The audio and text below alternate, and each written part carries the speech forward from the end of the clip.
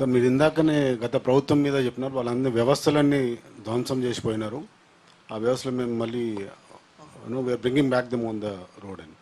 So ఇందులో ఒకటి వాళ్ళు చేసింది, చాలామంది ఎమ్మెల్యేలప్పుడు మిగతా పార్టీ నుంచి కొనుగోలు చేసియో లేకపోతే తీసుకుపోయి ఆ పార్టీలన్నీ మొత్తానికి డిస్ట్రాయ్ చేసినారు. సో ఈ మధ్యన కూడా బీఆర్ఎస్ పార్టీ ఎమ్మెల్యేలు కొంతమంది మిమ్మల్ని కలుస్తున్నారు. సో మీరు కూడా అదే పాతలో పోతారా, లేకపోతే మీ వ్యవస్థలను మళ్ళీ మంచిగా చేసే ఆ ప్రయత్నం ఏమైనా చేస్తారా? 100 రోజులు మేము మంచి పరిపాలన అందించడానికి ఎవరు వచ్చినా కూడా మేము చేరికల అనే విధానానికి పోకుండా మేము పరిపాలన అందించినాం.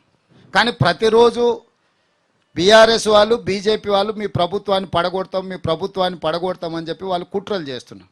కుట్రల్ని తిప్పికొట్టాలంటే మేము కొన్ని కఠినమైన నిర్ణయాలు తీసుకోవాల్సిన పరిస్థితి వచ్చింది.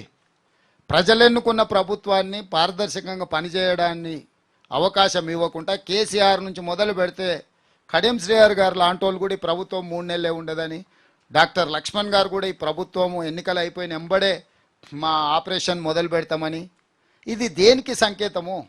ఈ 100 రోజుల్లో ఎక్కడైనా ఏదైనా ఫిరాయింపులు కానీ లేకపోతే రాజకీయంగా వేరే రకమైన ప్రయత్నం మేము ఎక్కడైనా చేసినామా? ఈరోజు వాళ్ళిద్దరూ ఒకే లైన్లో మాట్లాడుతున్నారు ఈ ప్రభుత్వాన్ని పడగొడతామని. అంటే వాళ్ళు పడగొడితే చూసుకుంటూ కూర్చుంటామా? ఇప్పుడు కుక్క కాటుకు చెప్పు దెబ్బ అని పెద్దలు చెప్పిండ్రు, కొట్టకుట్టు ఊరుకుంటామా? కొడతాం కదా. నేను ముందే చెప్పినా కదా, సరే మీరు తారీఖు పెట్టుర్రి చెప్తా కదా అని. అందుకే ఈరోజు మొదలు పెట్టిన మీరు ఇంకా చూసినట్లేరు. 100వ రోజు మొదలుపెట్టిన 100 రోజుల పరిపాలన మీదనే పెట్టిన. ఈరోజు ఎన్నికల నగారం మోగింది కాబట్టి ఇంకా ఎన్నికల రూపం చూపిస్తా. రాజకీయ పార్టీ అధ్యక్షుడిగా ఈ రోజు నుంచి రాజకీయ పార్టీ అధ్యక్షుడిగా పని మొదలు పెడతా కదా. నిన్నటి కోడ్ రానంత వరకు ముఖ్యమంత్రిగానే వ్యవహరించిన. ఎందుకంటే చాలా నిబద్ధతతోని రోజుకు 18 గంటలు ప్రతిరోజు పనిచేసిన 100 రోజులు. ఎక్కడ కూడా చిన్న తప్పిదానికి కూడా అవకాశం ఇవ్వకుండా పరిపాలన ఇచ్చినా నేను అనుకుంటున్నా. నిన్న 3 గంటలకు ఎన్నికల ప్రధాన అధికారి ఎన్నికల నగార ఊదిండు. ఈ 100వ రోజు రాజకీయపరమైన నిర్ణయం తీసుకున్నాం. మీకు ఇంకా అంటే పార్టీ ప్రెసిడెంట్కి ఆల్రెడీ యాక్టివిటీ మొదలుపెట్టినా, మీ దృష్టికి రానట్టుంది, 1 గంటలో మీ దృష్టికి వస్తుంది. నెక్స్ట్ రేవంత్ రెడ్డి గారిని చూస్తున్నా, బాగా నవ్వుతున్నాడు అలా జాయిన్ చేసుకున్నప్పుడు. నువ్వు కొట్టినావు, మేము తీసుకున్నాం.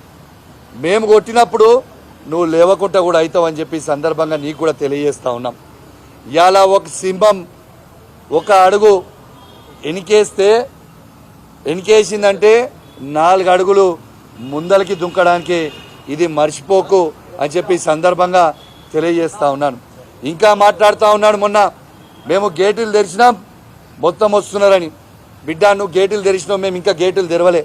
ఇక మేము గేటులు తెరిచిన రోజు మీరు మొత్తం భూస్థాపితం అవుతారు, తస్మాత్ జాగ్రత్త.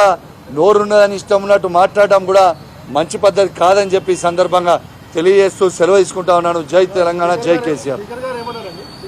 స్పీకర్ గారు ఖచ్చితంగా యాక్షన్ తీసుకుంటాం, పరిశీలిస్తాం, మేము ఖచ్చితంగా we will get back to you అని చెప్పారు. 101% తీసుకుంటాం అనేది ఇదైతే చెప్పిండ్రు. పాజిటివ్గా తీసుకుంటారని మేము ఆశిస్తా ఉన్నాం.